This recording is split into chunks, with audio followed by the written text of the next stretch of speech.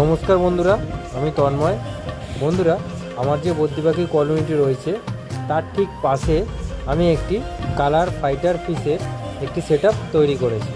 আমি পাখি ব্রিডিং করার পাশাপাশি এই ফাইটার মাছ ব্রিডিংও শুরু করেছি। আর এই ফাইটার মাছ দেখতে খুবই সুন্দর, তার সাথে সাথে মার্কেটে খুব ডিমান্ডেড আছে। আর এই মাছটি অক্সিজেন ছাড়াই বহুদিন বেঁচে থাকতে পারে শুধু একটি কন্টেনার জারের মধ্যে। আমি প্রথম ফাইটার মাছ ব্রিডিং শুরু করলাম। প্রথম ব্রিডিংয়ে ভালো রেজাল্ট পেয়েছি। এক পেয়ার থেকে প্রায় 50-60টা বাচ্চা পেয়েছি।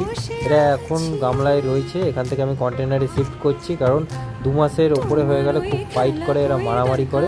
এখন মাছগুলোর বয়স 2 মাস, তো আরও 2 মাস আমার কাছে থাকবে, টোটাল 120 দিন।